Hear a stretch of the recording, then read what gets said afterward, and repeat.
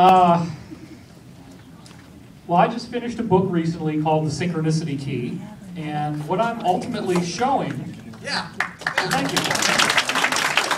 Thanks to you guys, it actually debuted at number 8 on the New York Times bestseller list. My cookbook is 310,000. Jeez. You can't exactly sell a cookbook on TV dinners, though. No, I know that. Oh, that was pretty big.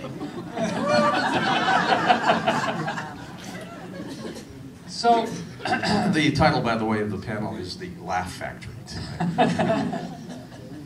I like to look at things that would normally be seen as metaphysical and woo-woo and delve into scientific evidence that proves that they're valid, because we still have this artificial division going all the way back to the Renaissance and the Reformation, in which the Roman government said, you let us handle God and you guys handle science.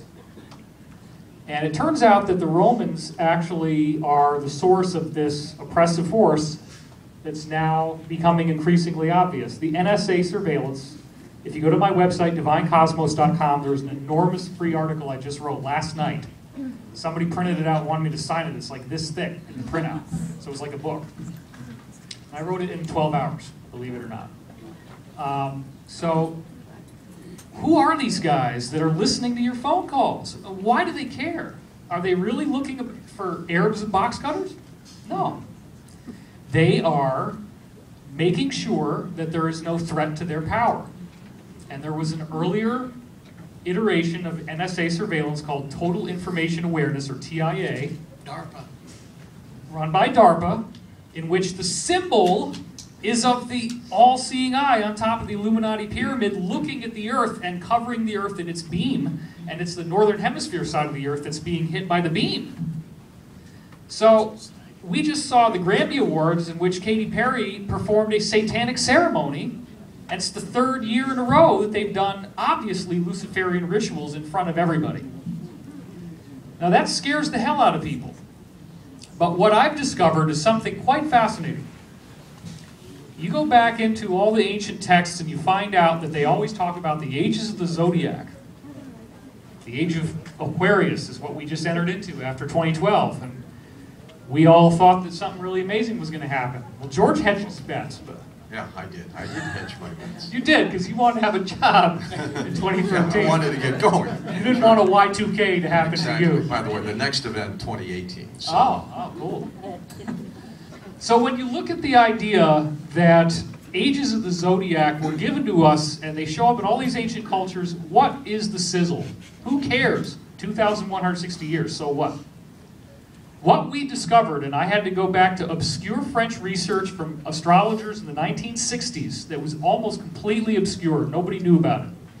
I found out that time is fractal. And that's actually the title of your book, one of your books. 2 books ago, that's right. It's a great book. And I kind of went on the same thread and explored these ages of the zodiac. Now, what do I mean fractal? What am I talking about? This is going to sound really bizarre, but I'll give you just data instead of a theoretical. The data is, you look at Roman history, the age of Aries, you fast forward to the age of Pisces, exactly 2,160 years later, and all the same stuff happens. World War I becomes Rome versus Carthage. Carthage is Germany, Rome is now the US. The same things happen at the same time. World War II, Rome versus Carthage. The top Carthaginian general is Hannibal. You look at a picture of Hannibal and you compare it to Hitler, and they are identical. It's Hitler with a beard. Hitler does the same stuff. He invades the same lands the same way. Hitler uses tanks. Hannibal used elephants. The same years on the same land, and they do the same stuff. Then we see Richard Nixon is Scipio Africanus, Jimmy Carter is Emperor Cato of Rome, and the Watergate scandal was holographically duplicated in Roman history, and it continues right through to the present.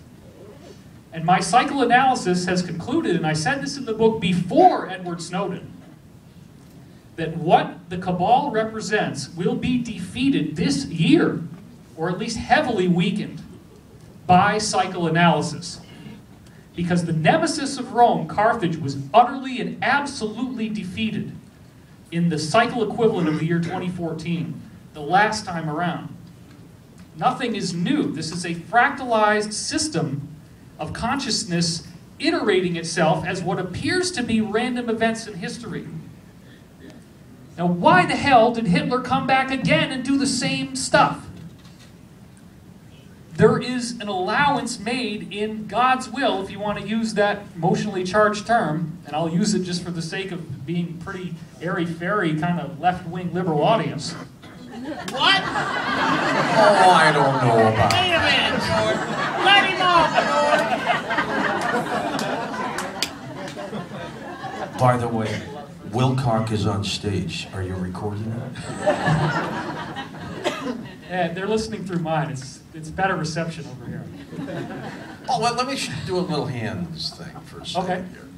He just accused everybody of being a leftist liberal. Look, there's nothing wrong in being socially left to help people. Yeah, sure. But the world is left and right, and sometimes a little in between. Who would consider themselves left of the line? There you go. Nothing wrong with that. How about right? Less. How left about their right guns at down home. the middle of the road? Libertarians, constitutionalists. There you go, Dave. Okay. Just I was want you to know actually who just your audience hanging is. out low-lying fruit as bait to get everybody laughing and insulting me.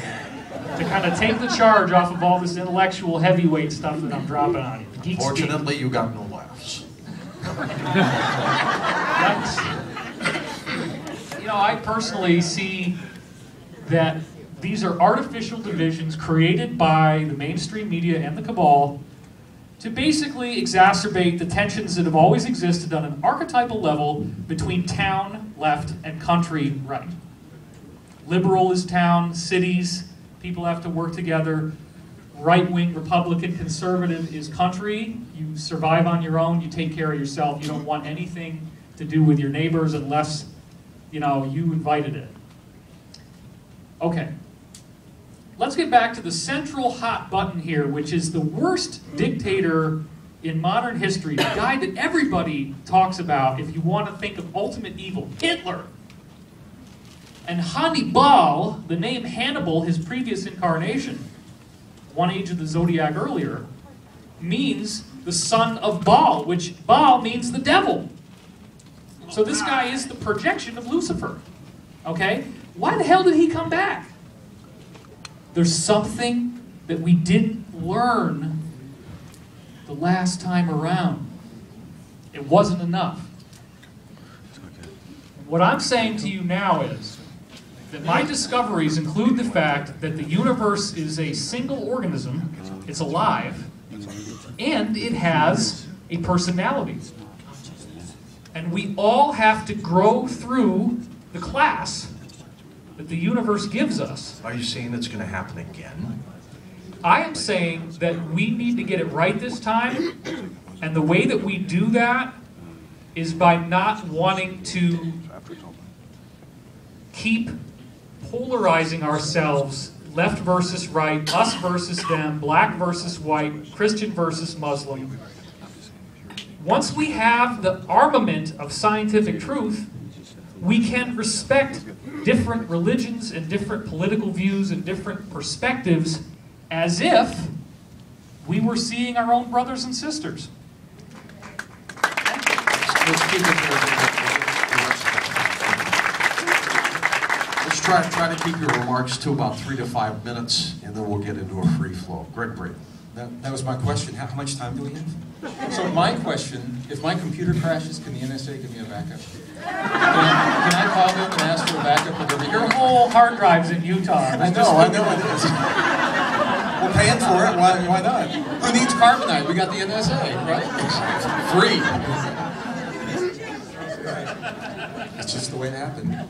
So first, I'm going to use the first part of my 3 minutes. I want to say hello and welcome to everyone on this stage. I'm honored to be here with you, and I want to say welcome to everyone in this room. I want to tell you how much we appreciate you creating the time in your lives to make a day like this possible. It's really important.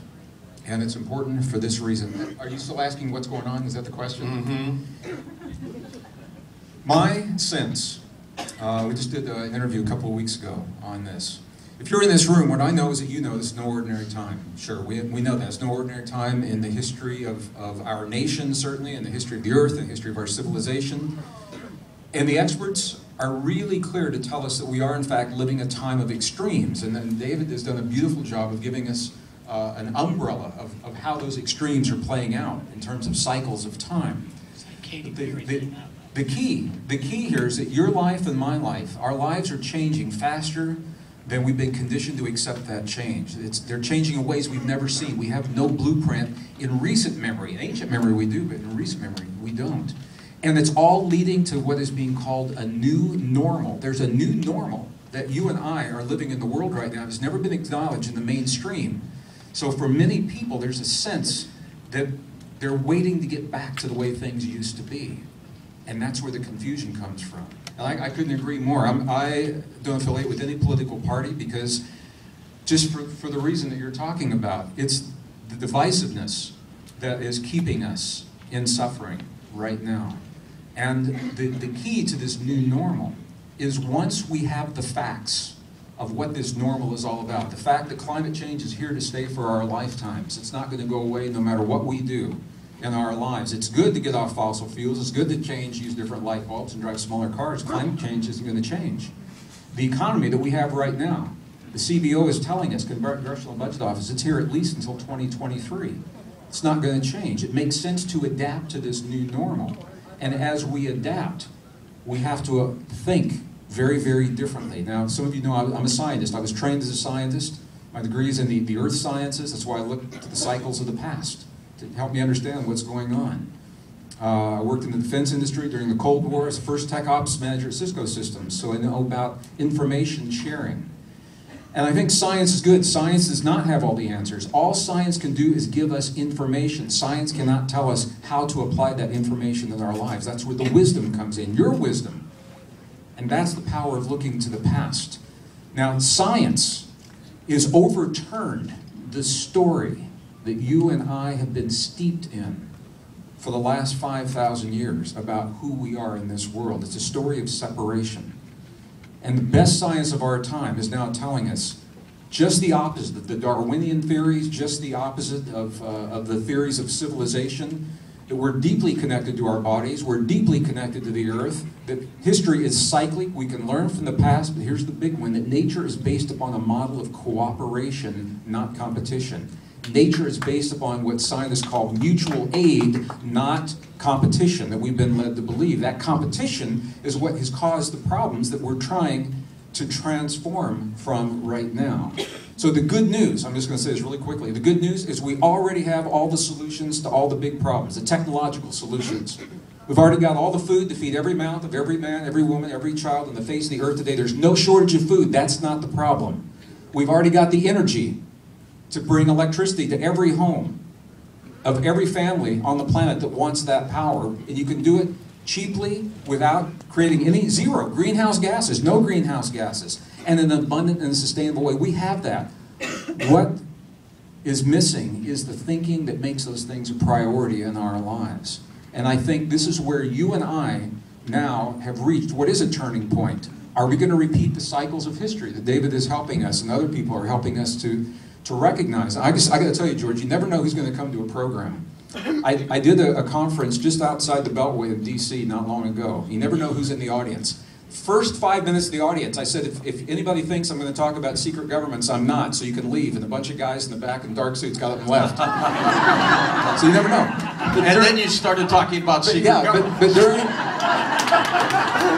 But during the break, this is the tell right here. During the break, a man came up to me, and he wouldn't tell me who he worked for, but he said, and this is very telling, he said, there was a time we thought we understood what was happening in the world. There was a time we thought we had a handle on the changes. And he said, and this is the language he used, he said, something has gone awry, and we don't know where things are going. And I said, why are you here? And he says, I'm here to see what your take is on it.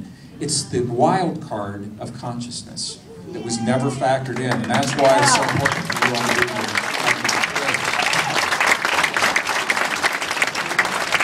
Taggart, of course, is an expert in intention experiments. You conducted that one over Washington, D.C. to minimize crime. You got to tell us a little bit about how that went. But it is truly amazing how it works. You've got your finger on the pulse on that. Thank you. Do you want me to talk about intention or answer that Answer earlier that question. We'll get into intention okay, later. fabulous. Okay, well, thank you guys for teeing up the bowl so brilliantly. I'm going to take up what Gregg said about the story. I mean, Joseph Campbell said that we are a people and our problems stem from the fact that we are a people without a relevant myth. And I think that kind of sums it up. Because, science, we like to think of science as this ultimate truth, but science is just a story. And as Gregg says, the story we've been told for 5,000 years, and really the last 300 plus years, has been a story of competitive individualism. First set out by Newton, where he described us as individual things, where I end with the hair on my skin, and that's where the rest of the world begins.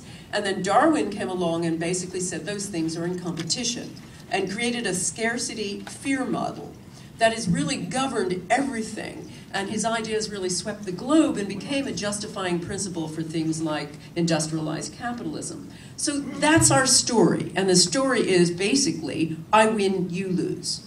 Because we feel that in order for us to thrive, somebody else has to lose. And that's the mantra of our lives, that's the governing principle, and we are at the end stage of that corrupt and psychotic mindset. And maybe it was useful, it was a desert principle when, you had to grope around for food. But in this kind of context, what we've done and what we've got to essentially is the end stage of this kind of corrupt mindset. And that's what we're experiencing now. This is what selfish looks like. It is the breakdown of every societal structure. That's what we have now. So the issue is recovering a myth. And as Gregg says, the fascinating thing about science, as far as we're all concerned, is that science is busily disproving this myth. Science is coming up with a new story. And the new story is that nature is not designed for competition. Nature is designed for connection. We've been designed in every way for connection, which is what I'm going to be talking about a lot tomorrow, is how we've been programmed for connection, but how we are at odds with that, and how we have to recover that mindset. And here's our challenge, individually and collectively. One, we have to learn another way to be. Because we've learned to be I win, you lose in every way. We've been programmed for competitive individualism. So we have to learn to see differently, relate differently, all of those kinds of things, connect. And one of the things, as George says, I've been experimenting with now for 7 years is the power of small and large groups. My own personal feeling is that the reason that we are in this kind of mess is utter globalization, that we have lost our sense of small community, interdependent community that was an essential aspect of every kind of other society. We don't have that anymore. How many people even know their neighbors?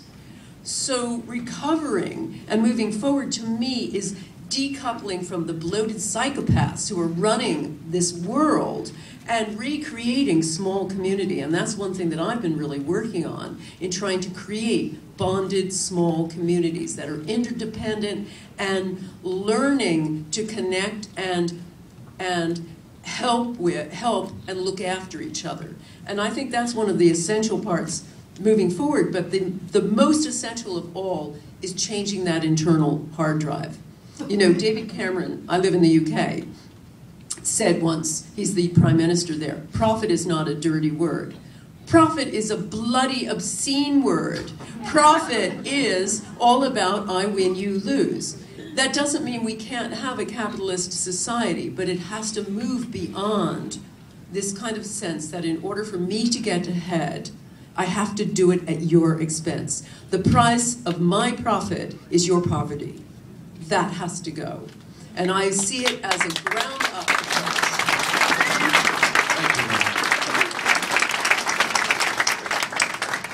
I think if anybody wants to start a metal band, the name Bloated Psychopaths has now been put out there. So just feel free to use that. With you as the head dancer. Well, there we go. I'd have to gain weight, but... David, I've been fascinated, as many people have, with Tesla technology for years. It's unfortunate that he was never able to be allowed to grab that energy out of the skies. But tell me your involvement in it and where we're headed. Well, first of all, is the mic on? It is. You got to talk closer. Hello? Might have to share.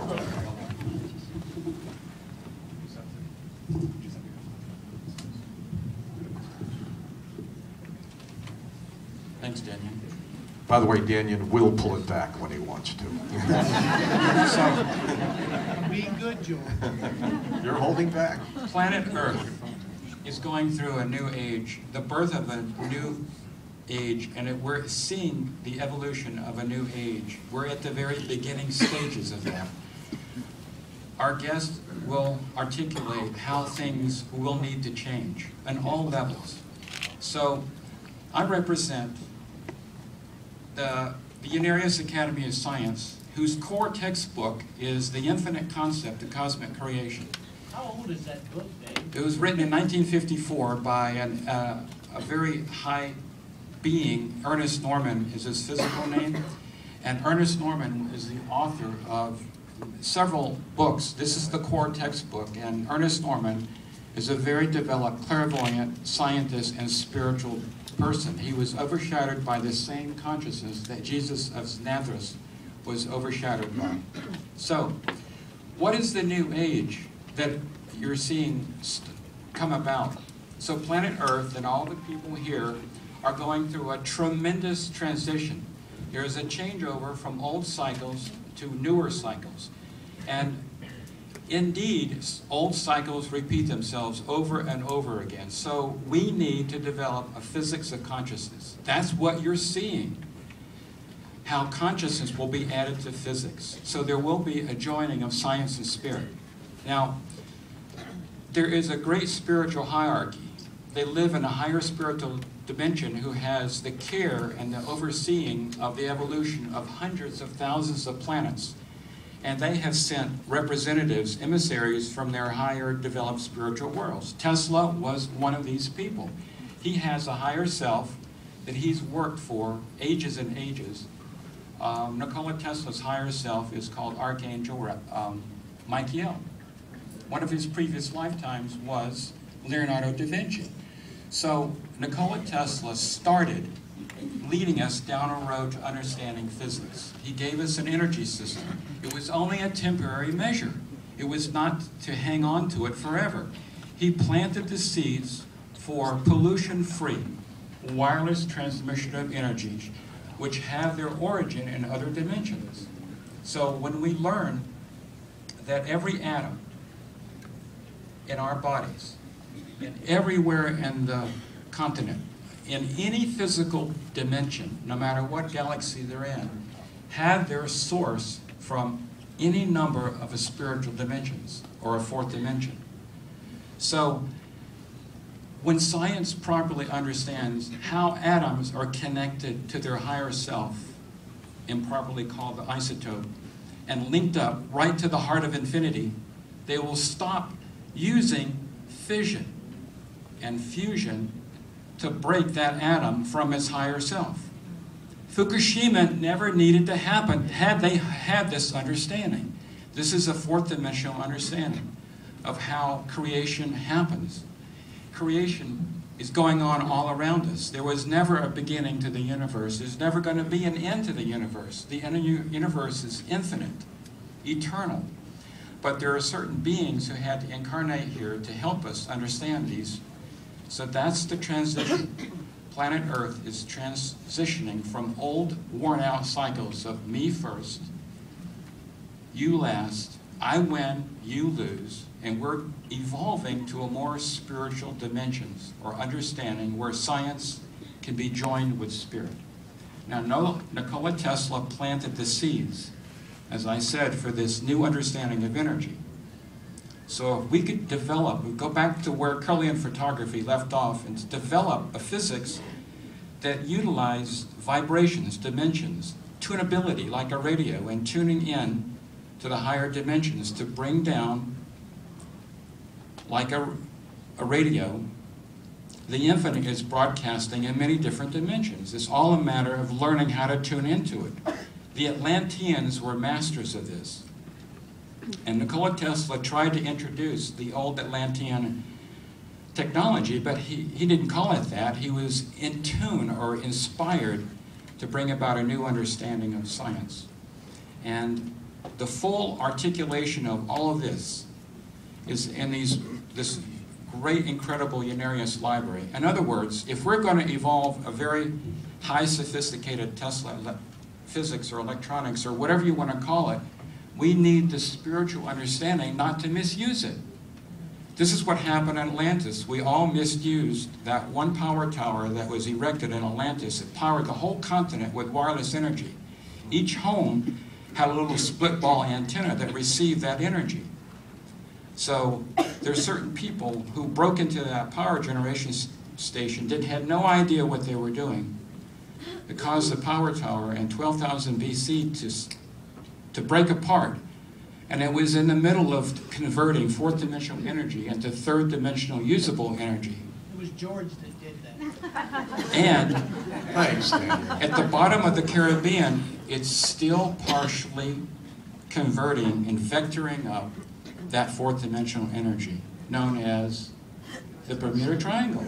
One day, we will have the physics, with the help of probably the extraterrestrials, to go down there and turn it off. So there is a wonderful new age of science and spirit coming about.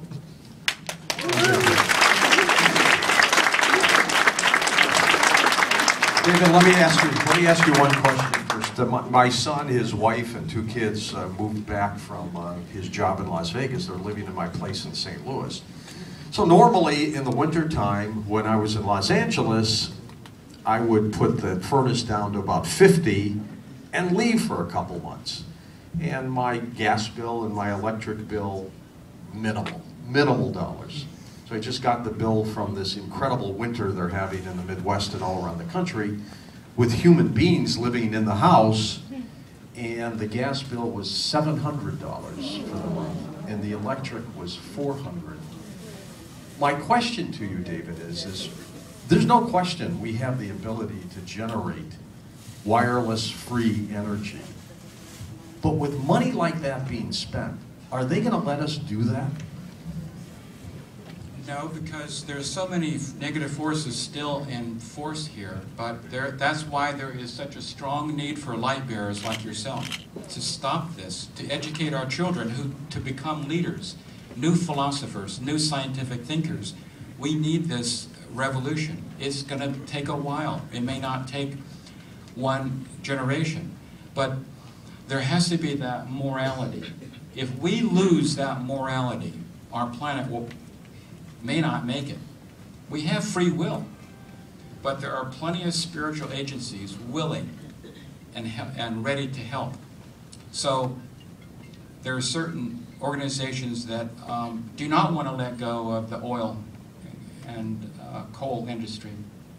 All the profits. Again, that thinking is old, outworn thinking. It has to be changed.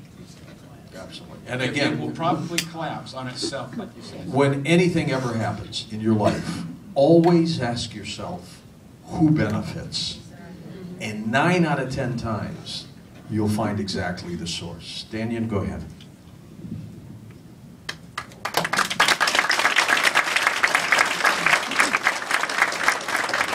I want to thank all of you for being here, and everybody that's on this panel, and George for driving it, and Robert who puts it together, but also that you. There is as we all know, there is this big shift coming, and each describes. I have a particular pretense toward the Maya explanation of it, because I've been studying the Mayas since 1968, and I've probably made 100 trips and looking at their belief system.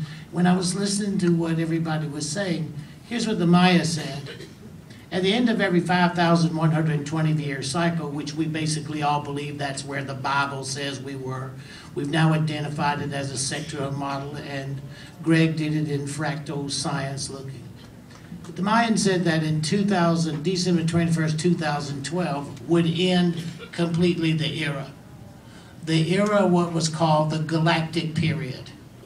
It said that in the galactic period that all things done not in integrity would collapse. We have seen our governments, we have seen our banks, our religions, our institutions all collapse because the Mayans believe everything happens in a 5 cycles per day, based on when you were born and those signs. And it's brilliant, the astrophysics within it. And then you start to look at the fact that as we're ending this era, people did all those movies about 2012 being the end of the time, and when the world didn't come to an end, everybody got pissed, or they blew off the Mayans. But what the Mayans said, people said, well, how come they never went past 2012? Well, did anybody stop to think about, for one word, conquistador? The Spanish came and burned every book, crushed every tablet, put to death Aztec, Toltec, Maltec, Olmecs, Mayans, then into the Inca lands. So all that information disappeared. But what they said, there's a 400-day grace period, which would start December the 21st. That ended January the 26th, 2014. So to the Maya, it's year 0. The Mayas count down. They don't go forward, they count down. So we're 5,125 years. This secret energy pattern that they can't calculate, like Gregg is talking about, if you study the Maya, they say the first 52 years is the rise of the feminine. The feminine reaction and the feminine power would rise. And then go on and listen to what David says about the powers that be. You think Hillary doesn't know that? You think the description of what David was describing as a context of these cabals and Illuminati, and yet now a woman can be the president of the United States, and that mindset is in place. Think about this. But here's what the Maya said. They said the New Age, this one from the galactic, is based in this. There would be no secrets. They said there would be no secrets. And that a certain awareness and a rise of certain awareness, with everybody taking my records and recording everything I say, they can all kiss my ass. But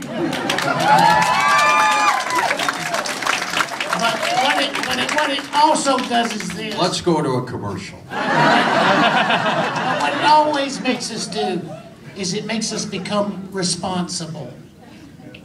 It makes us to know that there are no secrets. So I believe that what's going to be the driver is the near-death experience. Because if you look at these times trying to stabilize yourself in an economically turmoil, war, perpetrators of war, there's one group of 25 million of people in America who's had some form of experience. And a lot of people say that, but they were taking LSD. I hear the stories, but you got to remember, guys, if you lose the fear of death, that means there's only pain. And once you start looking at that, and you're paying attention to it, then that place, that 25 million Americans, and the fact that the people who is the fault that we keep coming back, they can only blame themselves. I'm back here because of modern science brought me back. The thing that I discovered about modern science and now pharmacology and medicine, they believe it's a dead universe.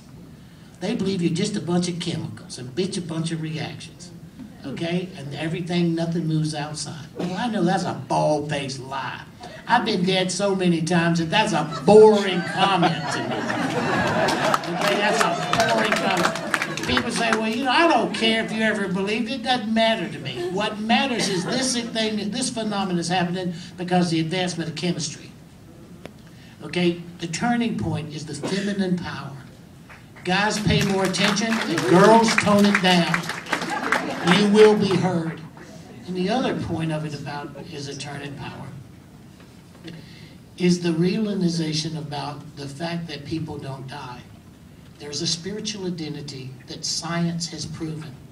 The system that says that we are in a dead universe is the same system that has empowered us to believe that we're in a living universe. And you have to accept that, and where the cutoff point is this: the day science demands a pharmacology plant, a pill pusher, a drug company, to tell me electrically how that product works in my system. And we will go from the pharmaceutical, chemical, gasoline, fossil fuel driven to the Tesla system, because we're living in an electric universe, we're spiritual electro beings, and once you have to define everything within those contexts, and we start demanding, especially with pharmaceuticals, we begin to become aware of our inner, deeper spiritual self. That is the transformation, with us paying attention to what women are talking about.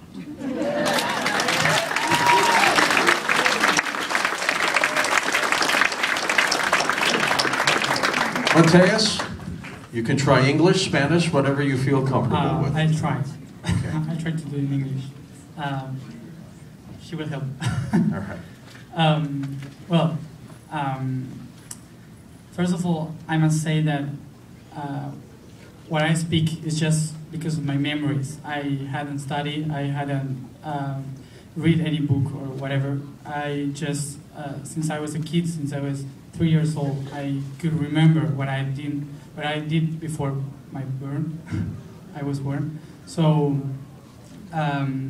what I am trying to explain to people in my trips and my speeches is what I just remember, not what I had written or known. So about your question, I just can say that I had a lot of memories about the beginning of the universe or lives and staying in other galaxies and how the pattern of the universe were created.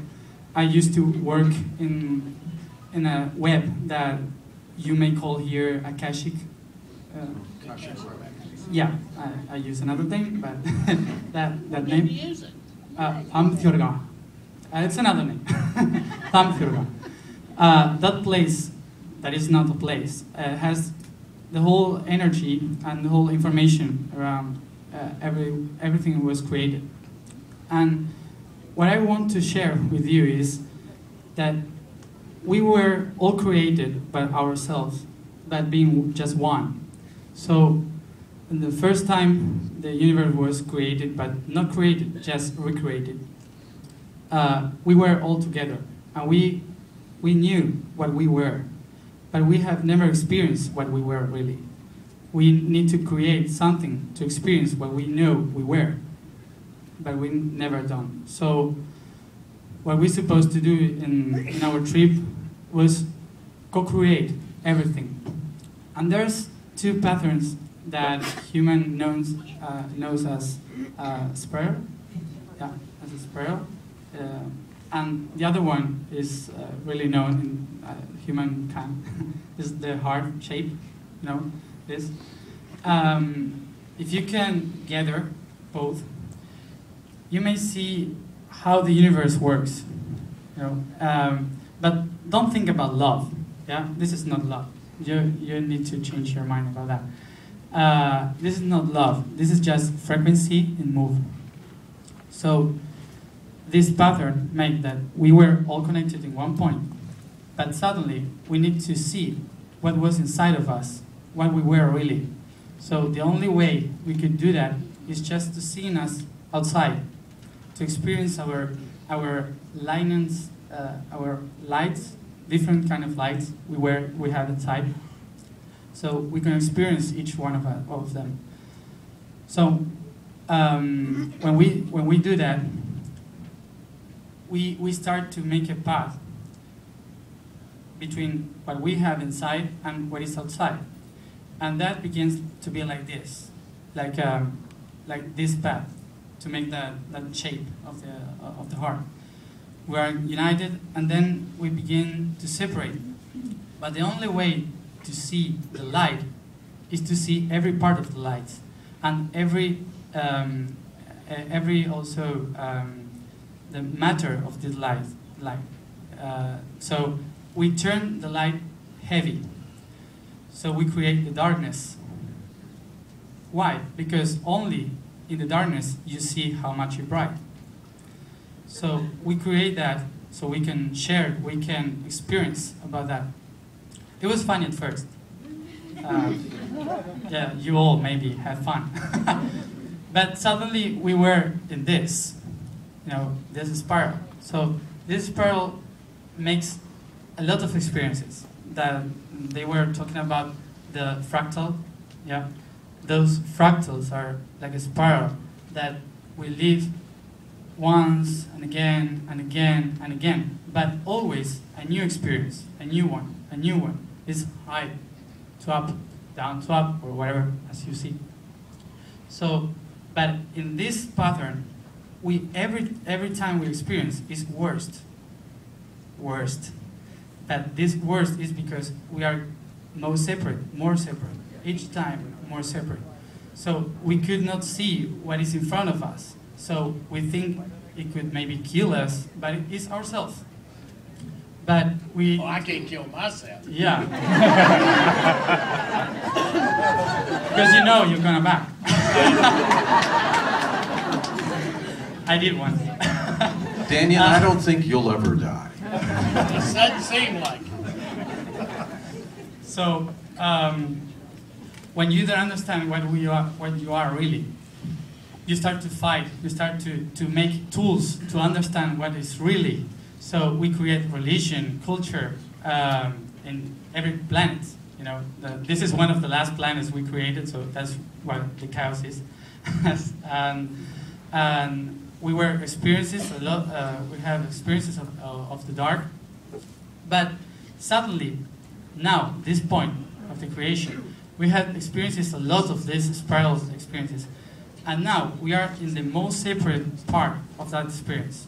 So what we see in the reality is that it seems that everything is really wrong, that everything is really bad, but we create that. We had created once, so we could really know about our bright inside. So the only way to go back is to see those separate points as one again. So we cannot fight with others. We cannot fight with anybody because everybody is us. So we just separate ones to could see each part of us inside. So if you want to go back to the center, you need to see the center in the bad person, in those who are trying to kill us, or those who try to govern us, because we put them there. So we have the power to change it. But the only way to change it is not to argue with them, is to love them. If you love them, you are loving you also. So what you are trying to do with them, with compassion, is trying to explain, hey, we are changing, we are going back. So why don't we go back together? we cannot pull out from the system because they create the system also. So we are all together, so we could together. We are now in this time also because 15,000 years ago, sorry, 15,000 years ago, we tried to do that. Atlantis, they were trying to do that. They had a lot of experience to do that, but we hadn't experienced the most darkness experience. That is our time, our past time. So they just disconnect each other because the planet needed to know how to be really dark. And now we are trying to get out of this darkness, but only we could do that by loving the dark, not pulling out. So the Earth is trying to share with us that connection. Earth doesn't kill people. Earth allowed 7 million people living there when we are most. She's not allowed to have so many humans. We are almost overcrowded. So you are here because she allows you. She doesn't hate anybody. She knows, or she or he, whatever. She? Yeah, it was she? Okay, she. Where's the interpreter? He doesn't have it on because he wants to practice. So he's doing great. I need to. She wants to everybody to change, but we need to change with her. We need to change with her. So she is changing a lot. She's really changing now. So doesn't matter if we are changing inside or wherever we are in the time, that we all must change because the earth is changing. So if the vehicle is changing, we need to change also because she's going to one way and we need to go to that way or die and go to another planet and join the other one. But so the only way that Earth can share with us is we loving everybody as the Earth love us, so we can live here. So this is the only way. Thank you. I have an idea that the next armed conflict we have on this planet, we put the leaders in a room and let them beat the hell out of each other, and then that'll be it. I bet if they knew they had to get into a fight, we wouldn't have any wars. Send their children. At all. Matias, I want to ask you one question. Answer in Spanish because I want to hear the interpreter. Okay. Okay. Do you think that there is hope for us on this planet? ¿Qué esperanza para nosotros en este planeta? Depende qué significa esperanza. It depends on what you call hope. Porque nosotros ponemos la esperanza Because we put our hopes en algo que creemos que es esperanza. in something that we believe that is hope. Porque solemos crecer con patrones de lo que la cultura nos enseña que es la esperanza. Because we grow up with certain belief or patterns of what culture tells us that is hope. Entonces, lo que tendríamos que hacer realmente es pensar qué es la esperanza para nosotros individualmente. So we truly need to think of what hope means for each of us. Y la Tierra confía en nosotros. And Mother Earth trusts in us. Y hace más de 12.000 años que está haciendo lo posible porque lo hagamos bien. And for over 12,000 years she's been trying for us to do it well. Entonces yo creo que hay esperanza porque tenemos So, otros yeah, 12.000 años. I think there is hope because we still have 12,000 years more. Así que creo que vamos a poder hacerlo bien. So I think we're going to be able to do it well. Pero no en los tiempos que nosotros creemos. But not in the timing that we believe. Porque la Tierra tiene otros tiempos para que esto tenga realmente una esperanza para todos. Because Earth has a different timing, so this can actually work for everybody. Así que yo personalmente creo que hay esperanza. So personally, I do think that there's hope. Pero no de que esa esperanza nos lleve a donde nosotros creemos. But not that this hope is going to take us where we believe that it's going to take us. Sino lo que realmente sentimos que es la esperanza. But what we really feel that hope is. Thank you. Isn't that cool? Thank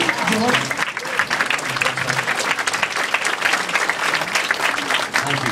By the way, I speak fluent Spanish, and what he was saying was, I'm hungry, I want a sandwich.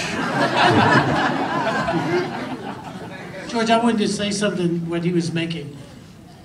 The word hope is a combination of 3 Greek words. It's when we say hope, it's a combination of 3 Greek words, but where the original concept of hope in Greek, it was the last curse let out of Pandora's box. So when you use the term hope in the original structure of the term, it means that you're cursing whatever it is you're doing. Hold on, let's hear this little message. May I have your attention,